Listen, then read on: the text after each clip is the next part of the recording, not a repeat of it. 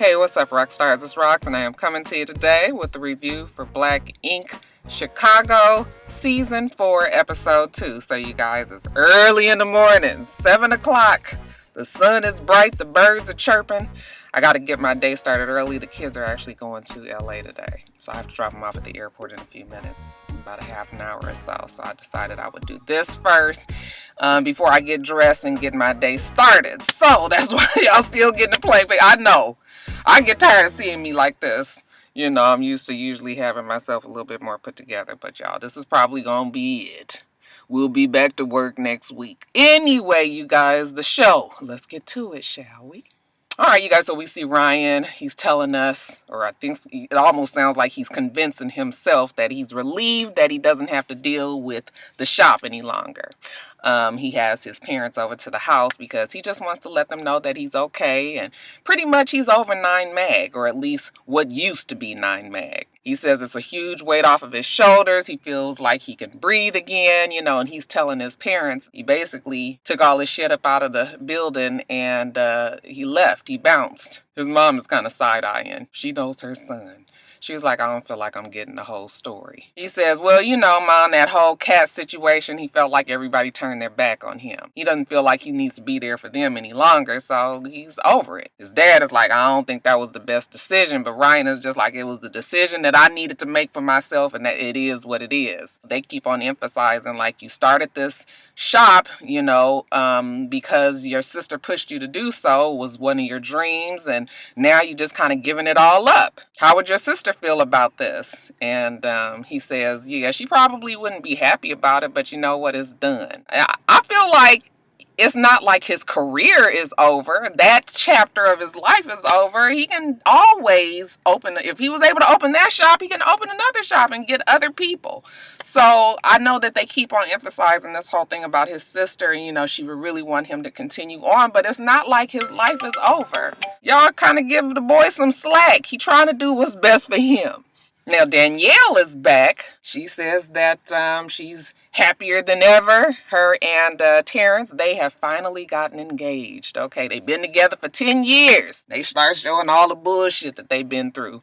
Flashing back to all the previous episodes where shit was not quite so smooth. Do you guys believe that Terrence and Danielle will make it to the altar? So anyway, they've been traveling. Okay, and they've been away from Chicago. But now that she's back in Chicago, you know, she got to hook up with her girl Charmaine. And Charmaine puts her up and lets her know that, hey, 9 mag is no more, bitch. You ain't got a job. Ryan took his shit, shot up the place, and dipped.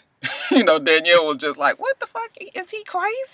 I said, girl, I know. That's the same thing I was wondering last week. Maybe you need to talk to your damn producers, though, shooting up the fucking place. I still can't get over that one. But anyway, this wedding, Charmaine says she's been planning the whole thing ever since she found out about Danielle and Terrence's impending nuptials, or at least this engagement. So, you know, she's telling her all the things that she has already decided what they're going to do. Danielle, you know, gives her a cupcake, wants her to eat into it, and then she sees a little piece of paper in there, and it says, will you be my maid of honor? So, you know, of course, bitch. You know, everything with Charmaine is like, all right, bitch. Yeah, bitch. I mean, just be so super excited.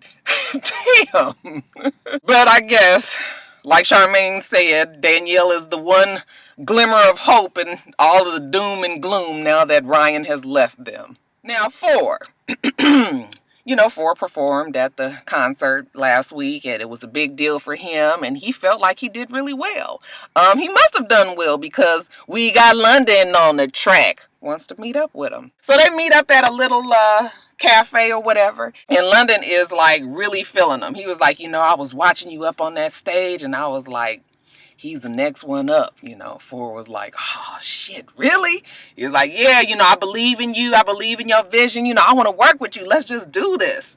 You know, 4 is liking everything that he's hearing. Like, yes, you know, finally, I've been working hard. He's a local artist, but, you know, London on the track was like, no, we going to take you global. It's going to be bigger than Chicago, you know. So 4 starts to get the lights in his eyes and everything. So, you know, 4 was like, hey, I'm here. I'm there. What we need to do? And London was like, well, we gonna go on back to LA tomorrow, and you come on down and we can start up on this album. 4 was like, hold up, wait a minute. He starts thinking about everything like, damn, It ain't like he got all this money. He is still considered a struggling artist. He has to work. He's a tattoo artist. I guess he could still do that in Los Angeles, but something tells me with him working hard in the studios, he probably wouldn't be able to get to that. And then he has the problem of Nikki. I could already tell from this conversation that Nikki was not going to be pleased with this. And I think Four also realized that. So he was like, wait a minute, my girl is here. Like, I don't know if I can do this.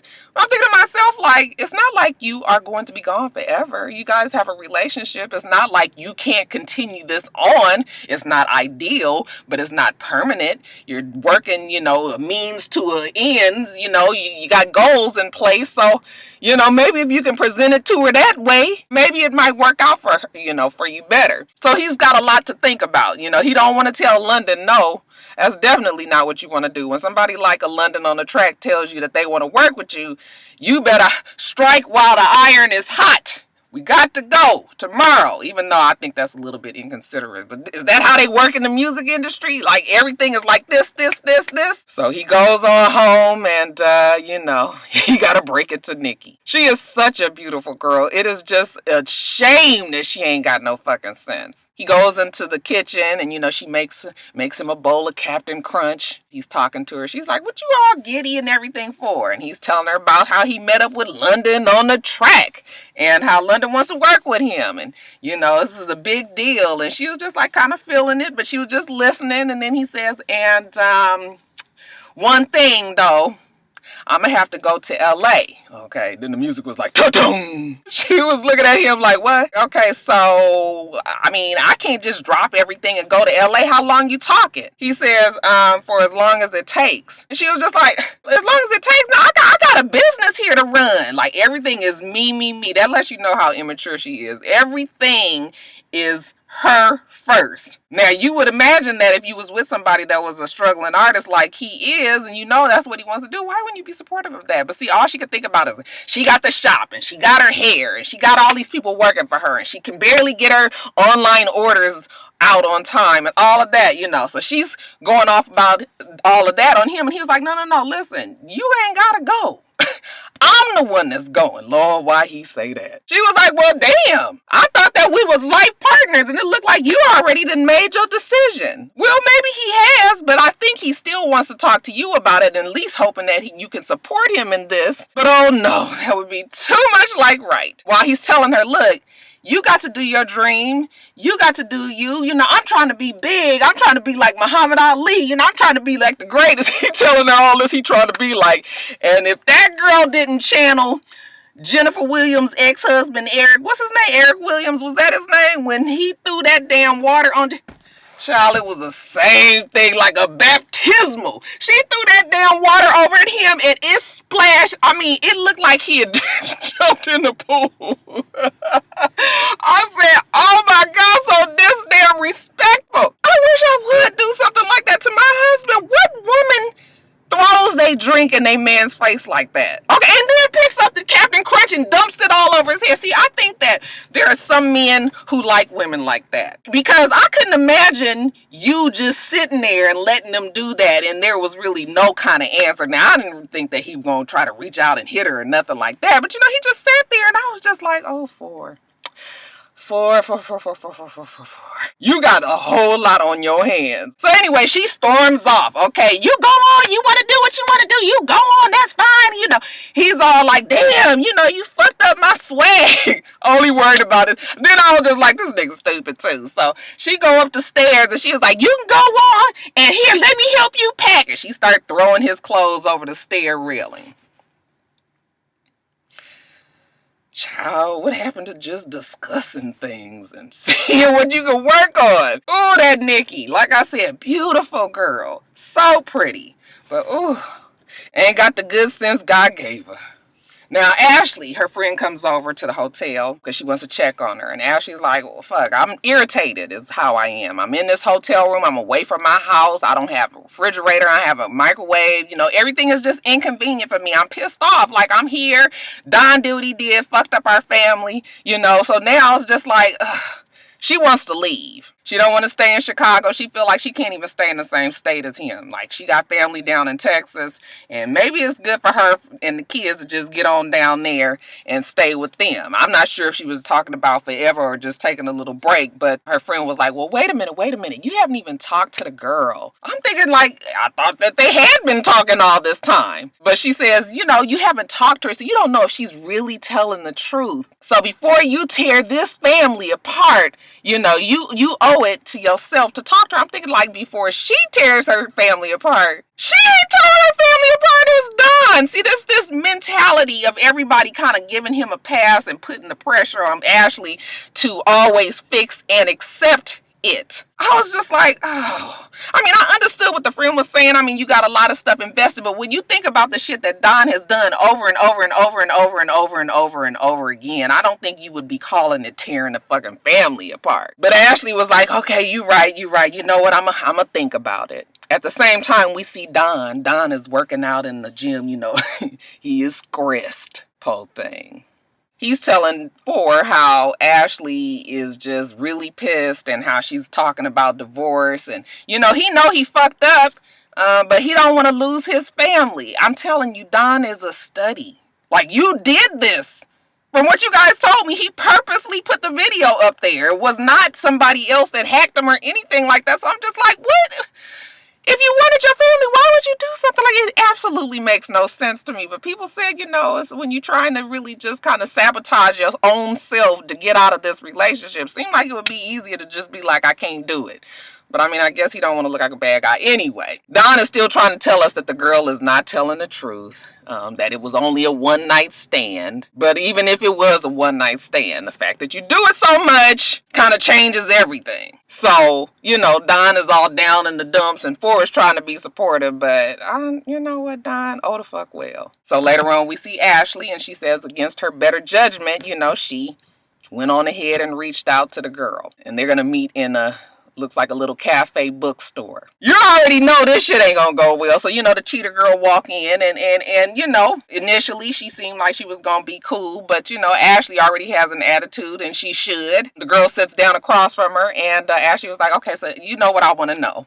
And the girl says, we've been messing around for about a year. And Ashley was like, okay, so you knew about me though, and you knew I was pregnant and all of that. And she was like, yeah, I knew. But I messed up. You know, it was a weak point in my life and Don was there and he was being supportive. I said, aren't they always? She tells us that she's mad that she has to sit across from Don's wife and tell her about the shit that Don's done instead of Don just coming clean and telling the truth about what he's done to her. So Ashley was like, well, you know, it's just not cool. You was fucking around with my husband and everything. And she was like, oh, that's, you know, that's not everything. You know, I'm pregnant by Don right now, child. You can see the crazy switch just flick off on Ashley. I said, girl.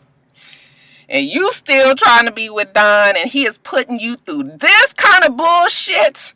Because a point in your life where you have to realize that you don't deserve this. Ashley was like, well, listen, okay, I don't really know what you think, but Don got a whole bunch of fucking kids and he ain't got no damn money. Okay, so if you think you're going to be getting child support and all of that, it ain't going to be happening. You're going to just be added to the list. And she was like, oh, no, I'm not trying to be with him because of his money. And I'm sorry that I ruined your family, but it is what it is. And Ashley was like, okay, I will never ever accept your apology, especially if you were pregnant. This is when shit just started to get a little, you know, old girl was not as nice. The girl was like, well, okay, now that you want to get dirty, you know, this ain't the first time I was pregnant. I was pregnant by him before. And look, let me show you. This is where he paid for my abortion. This is where he did this and that and the other. And Ashley was like, okay, listen, I don't even want to hear this shit no more. Bitch, you knew what you was doing. You was fucking my husband. But let me tell you something. While you was fucking on him, he was fucking me that morning. I said, oh, you know, when it started getting gutter like this, like I don't even have a brain that would say shit like this.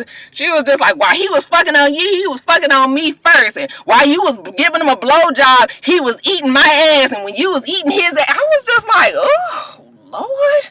But y'all, I guess when you gotta hit the mistress, I guess it don't get no plainer. Shit, you wanted to fuck him. Let me tell you what he was doing with me. You know, the girl was like, will you calm down? We are in a bookstore. Ashley, I don't give a fuck where we are. Okay, let me get the hell up out of here. And you can go on, because right now it's fuck you and Don. We are separated. I don't even care, even though she does care. You know, so she's walking out, and the girl jump up and say, you know what? You look like a fool. You look so stupid. And Ashley was like, girl, don't play with me. Do not play with me, honey. She turned around and took off them shoes. I don't give a fuck if you pregnant or not. I will fuck you up. And I was just like, girl, maybe you don't want it with Ashley right now. Even though you might have her by the reach and everything, when you are this kind of mad, you might need to stay clear. But child, it was a vicious argument. And I don't know. Like, this girl is really going hard. I mean, do you guys really believe that her and Don was together all that time and everything that she said? I mean, I guess it would be very easy to prove, huh? Two extremely different explanations. One night stand, a year-long relationship, child. Who knows? But I just wish that Ashley would say, forget it. Girl, Don is not worth it. Plus, you was embarrassing yourself in front of all these good white people. Child, they was looking at them like, what the fuck is going on? We don't usually have these kind up in this place.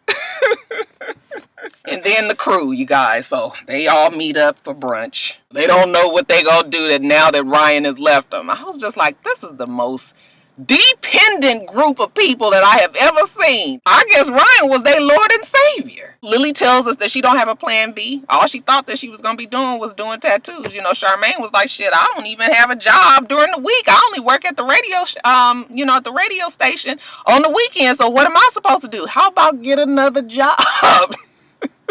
You know, so they all sitting there talking and they finally say, well, Van, what do you think? Can we just take over the lease?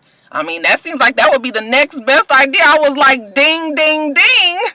Thank you. You know, so Van was like, well, you know, I do know the landlords. I've been here since the beginning.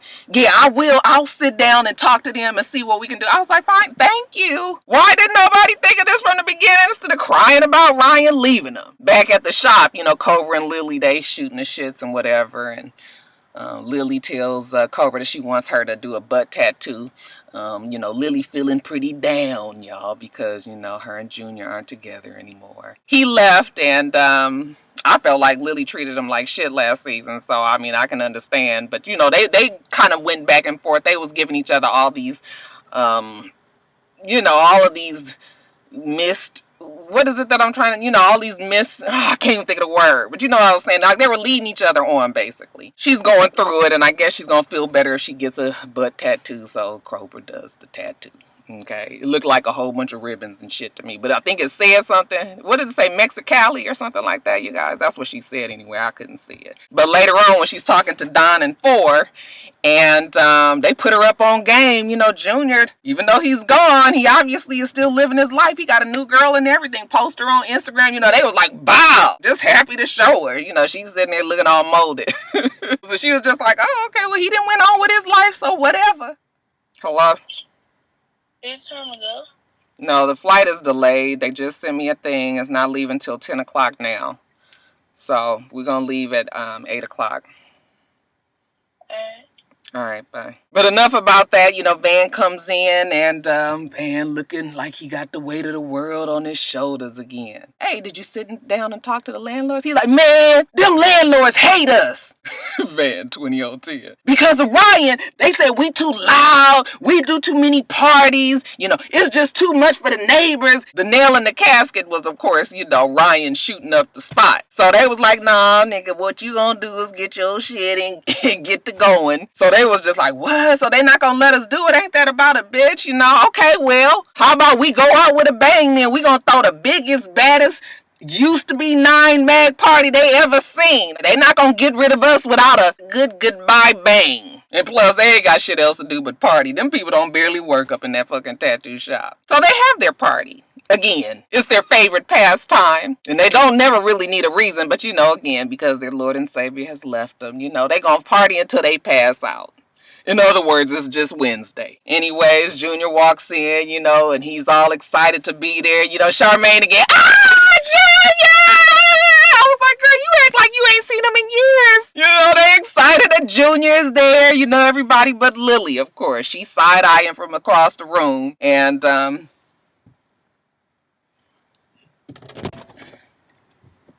I'm so tired. Your flight is late, so. Is that gonna make us miss our flight in DC? I hope not.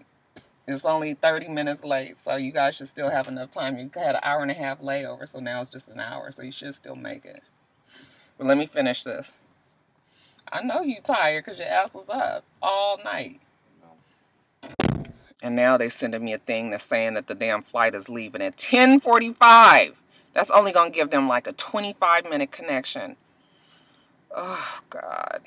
I knew I shouldn't have done this connect. I never put them on connected flights. Oh, God. Anyway, that's going to stress me out today. Fuck.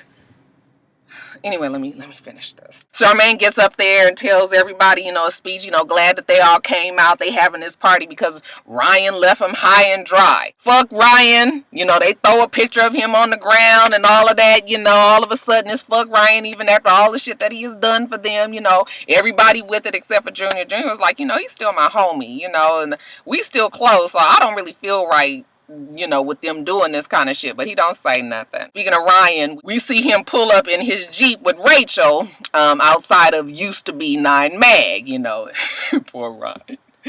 Poor Ryan. He is so emotional. He just sitting there and he's upset. He sees that they having a party. He pulls up and he says he don't know what he there for. And I was like, I don't know what you're there for either. Like, what was you going for? You gonna go in there when they already feel the way that they do? Rachel was just like, it's whatever you want to do, babe. I'm here. Whatever you feel like doing. You need to leave. Because this is not gonna turn out well. Ryan is looking and he says, now that he's there and he's looking at the building, that that ain't 9 Mag no more. 9 Mag is in him. It's in his heart. And wherever he goes, 9 Mag goes with him. So he makes a better decision not to go in. And I said, thank you, Ryan. Because you was just going to go in there and get your pressure up, get to screaming and yelling with Van and all the rest of them. And it wasn't going to go well. In the meantime, in the party, Junior tells Lily, let's go talk. And I said, oh, God, here we go with the circles again. So they go in the back room and he's all, you look nice. And she's like, thank you. And he's like, I just wanted to make sure that you was okay. And, it's just that same drag that niggas will talk when they got somebody else, but they still want to leave that window of opportunity open with you just in case. She's like, don't you have a woman? What you trying to be okay with me for? He was like, because I just want us to be friends. I care about you as an artist. She was like, okay, I don't need you to care about me as an artist. I care about you in a different way. We don't need to try to be friends. They get into this whole argument because he's trying to force this friendship on her when she don't want to. But see, he's doing that because he wants to keep the door open. He wants to be able to go back and forth with her and whoever this other chick might be. He cares about her as an artist. What the fuck kind of nigga? If you don't go so fucking weird. Now the next day, child, poor Ryan still hurt. Bless him heart. He says he still can't get over what happened. He's feeling pretty guilty, he feels like he's let his sister down. But I keep on saying, Ryan, you haven't. You still have the talent. Go. You obviously the only one got good enough credit. So do what you gotta do, man. He's at her mausoleum, kind of promising to her and himself and everybody else that, is watching that 9 Mag is not going to end with all them fools at the building, okay? He gonna carry it on. And I said, well, fine, Ryan. Let's get this show on the road. All right, rock stars, I got to get off of here. I am stressed because the kids are going to be might miss their connection. And I got a busy day and I'm just going to be so worried. Oh, I hate shit like this. Anyway, you guys, let me get off of here. You guys make sure that you rate, comment, and subscribe to the channel. I'm itsrox. The channel is for itsrox, and everything else I do will be in the bottom bar. All right. So I hope that you have a wonderful, wonderful rest of your day, and I plan on doing the same. Till next time, rock stars. Bye.